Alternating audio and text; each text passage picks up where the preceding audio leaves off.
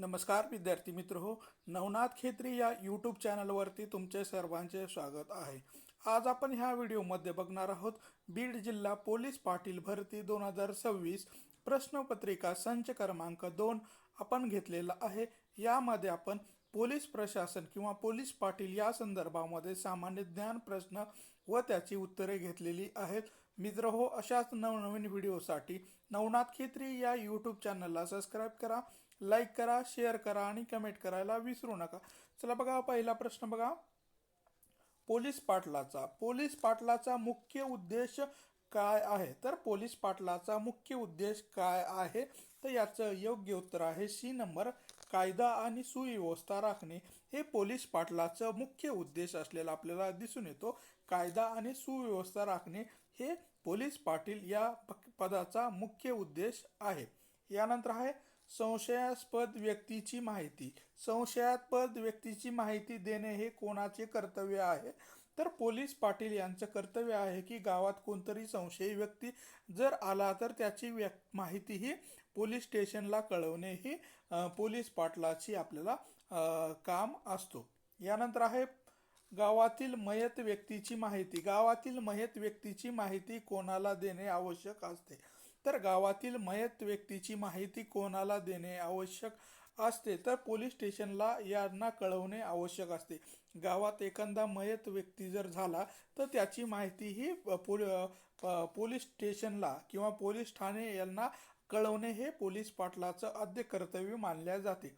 यानंतर आहे पोलीस पाटील कोणत्या स्तरावरील अधिकारी आहे? पोलीस पाटील कोणत्या स्तरावरील अधिकारी आहे? तर ग्राम स्तरावरील हा अधिकारी आहे किंवा गाव पातळीवरील हा पोलीस पाटील हा अधिकारी असतो। ग्राम स्तर किंवा गाव स्तरावरील हा अधिकारी आहे। यानंतर आहे पोलीस पाटलाची नियुक्तीचा आदेश कोण काढतो? तो पोलीस पाटील या पदाच्या नियुक्तीचा आदेश कोण काढतो?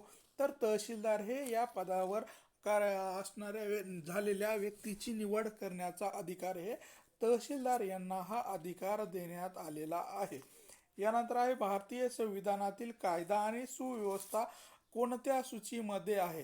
तर भारतीय संविधानातील कायदा आणि सुव्यवस्था कोणत्या सूचीमध्ये येतात? तर याचं योग्य उत्तर आहे नंबर 2, राज्य सूचीमध्ये। भारतीय संविधानातील कायदा आणि सुव्यवस्था हे राज्य सूचीमध्ये आपल्याला येताना दिसून येतात किंवा राज्य सूचीमध्ये याचा समावेश करण्यात आलेला आहे। IPC मधील खुनाशी संबंधित कलम कोणता आहे? IPC म्हणजेच काय? इंडियन पिनल कोड म्हणजेच भारतीय कायदा संहिता। तर यामध्ये खुनाशी संबंधित कोणता आहे? तर कायदा आपल्याला कलम सांगायचा आहे तर 302 हा कलम आपल्याला खुनाशी संबंधित आहे। कलम नंबर 302 हा खुनाशी संबंधित असलेला कलम आहे। चोरीशी संबंधित कलम कोणता आहे? तर चोरी केल्यानंतर कोणता गुन्हा त्यावर दाखल करावा? तर 379 हा कलम अंतर्गत चोरी केलेल्या व्यक्तीवर गुन्हा दाखल केला जातो। 379 हा कलम चोरीशी संबंधित असलेला आपल्याला दिसून येतो। फसवणूक कोणत्या कलमाने येते? तर फसवणूक केल्यानंतर त्या व्यक्तीवर कोणत्या कलमाने गुन्हा केला असं आपलं समजतं? 422 या कलमा अंतर्गत फसवणूक केलेल्या व्यक्तीवर आपण गुन्ह्याची नोंद करू शकतो। तर 420 हा आपण कलमा अंतर्गत फसवणूक केल्याबद्दल गुन्हा दाखल करू शकतो। प्रतिबंधात्मक कारवाई कोणत्या कायद्याखाली केली जाते? तर प्रतिबंधात्मक कारवाई कोणत्या कायद्या अंतर्गत केली जाते?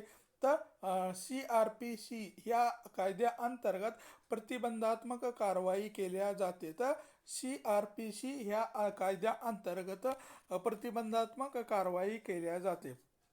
पोलीस उपअधीक्षक म्हणजेच DYSP कोणत्या दर्जाचा अधिकारी आहे?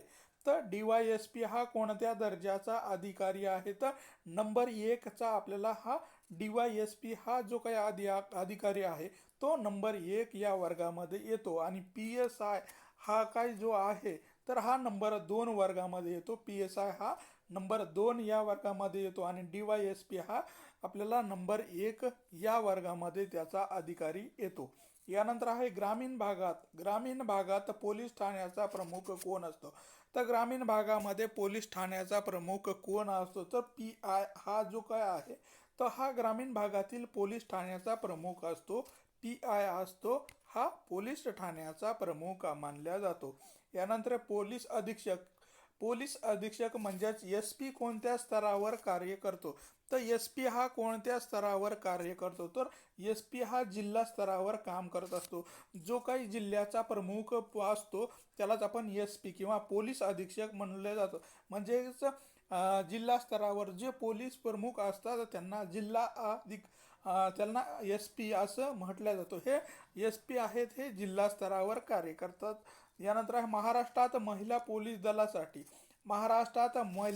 दलासाठी विशेष विभाग कोणता आहे? तर महाराष्ट्रात महिला पोलीस दलासाठी विशेष विभाग कोणता आहे? तर वुमन अँड चिल्ड शेल म्हणजे की वुमन आणि महिला आणि बाल शेल विभाग हा महिलां पोलिसासाठी कार्यरत आहे. महिला आणि बाल विभाग हा महिलां पोलिसासाठी कार्यरत आहे. SRPFचा पूर्ण अर्थ काय आहे? SRPF म्हणजे काय? तर SRPF म्हणजे काय? Reserve police force. State reserve police force म्हणजे राष्ट्रीय राखीव पोलीस फोर्स असं याचा अर्थ आहे. SRF याचा होय. भारताचे राष्ट्रगीत कोणी लिहिले? भारताचे राष्ट्रगीत कोणी लिहिलं? तर रवींद्रनाथ टागोर यांनी भारताचं राष्ट्रगीत लिहिलेलं आहे.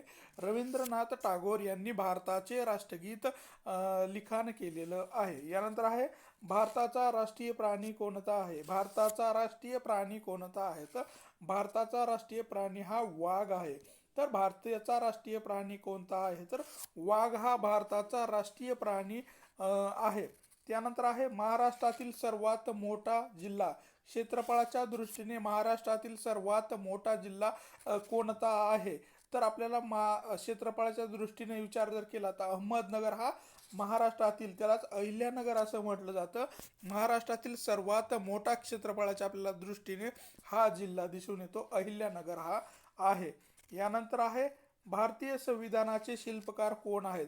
तर भारतीय संविधानाचे शिल्पकार कोण आहेत? तर डॉक्टर बाबासाहेब आंबेडकर हे भारतीय संविधानाचे शिल्पकार आहेत. डॉक्टर बाबासाहेब आंबेडकर यांना भारतीय संविधानाचे शिल्पकार असं म्हटले जाते. भारतीय संविधानात एकूण किती कलमे आहेत? तर भारतीय संविधानामध्ये एकूण किती कलमे आहेत? तर नंबर 2 448 एवढे कलम आहेत. भारतीय संविधानामध्ये 448 एवढे कलम आपल्याला अस्तित्वात असलेले दिसून येतात. यानंतर भारताचा पहिला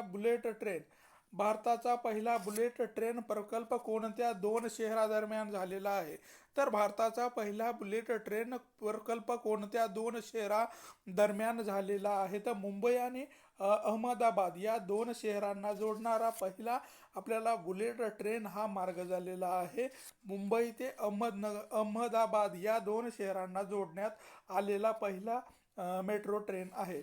विकसित भारत 2027 ही संकल्पना कशाशी संबंधित आहे? तर विकसित भारत 2027 ही संकल्पना कोणाशी संबंधित आहे? तर राष्ट्रीय विकासाशी आपल्याला ही संकल्पना असलेली दिसते. म्हणजे की विकसित भारत 2027 ही संकल्पना आपल्याला राष्ट्रीय विकासाशी आपल्याला संबंधित असलेली दिसून येते. राष्ट्रीय विकास होय. यानंतर आहे 2024 लोकसभा निवडणुकीमध्ये मतदानाचा हक्क इतक्या वय किती? तर 2024 मध्ये निवडणुकाच्या मतदानाचा हक्क वय किती आहे? तर 18 वर्ष पूर्ण झालेल्या सर्व व्यक्तींना लोकसभेमध्ये असो विधानसभा असो यामध्ये मतदान करण्याचा अधिकार हे 18 वर्ष पूर्ण झालेल्या व्यक्तींना निवडणुकीमध्ये मतदान करण्याचा अधिकार देण्यात आलेला आहे.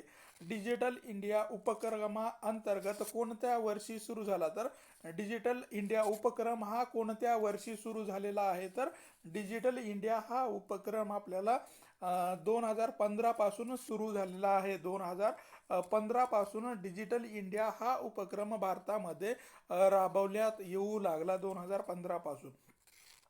भारताचा सर्वोच्च न्यायालय कोठे आहे? तर भारताचे सर्वोच्च न्यायालय कोठे आहे? तर दिल्ली या ठिकाणी भारताचे सर्वोच्च न्यायालय आहे. दिल्ली या ठिकाणी भारताचे सर्वोच्च न्यायालय आहे. त्यानंतर आहे ग्राम पोलीस अधिनियम लागू असणारे राज्य कोणतं आहे तर ग्राम पोलीस अधिनियम लागू असणारं राज्य कोणतं आहे तर महाराष्ट्र राज्यामध्ये ग्राम पोलीस अधिनियम लागू करण्यात आलेला आहे महाराष्ट्र राज्यामध्ये. आणि कधीपासून लागू आहे तर 1967 पासून महाराष्ट्रामध्ये हा कायदा लागू करण्यात आलेला आहे.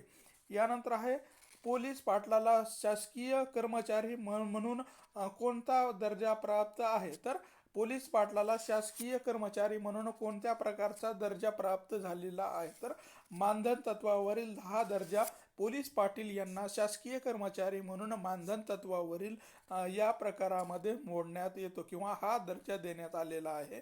मानधन तत्वधारी हा होय. नैसर्गिक आपत्तीची माहिती. नैसर्गिक आपत्तीची माहिती देणे हे कोणाचे कर्तव्य मानल्या जाते तर नैसर्गिक आपत्तीची माहिती देणे हे वरील सर्व म्हणजे सरपंच असेल तर पोलीस पाटील असेल आणि तलाठी या तिन्हीची जबाबदारी आहे की आपल्या गावामध्ये जर नैसर्गिक आपत्ती निर्माण झाली तर ही वरच्या अधिकाऱ्यांना कळविणे ही सरपंच पोलीस पाटील आणि तलाठी यांचं कर्तव्य आहे की वरच्या अधिकाऱ्यांना ही माहिती देणे.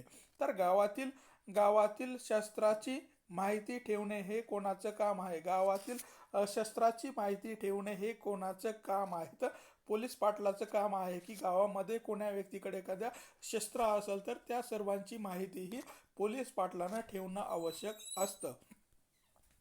यानंतरचा प्रश्न आहे गावातील परप्रांतीयाची नोंद ठेवणे. गावातील परप्रांतीयाची नोंद ठेवणे हे कोणाचं कर्तव्य आहे तर पोलीस पाटील यांचं कर्तव्य आहे की गावामध्ये परप्रांतीय लोक आले तर त्यांची नोंद ठेवणे हे पोलीस पाटील यांचं कर्तव्य मानलं जातं.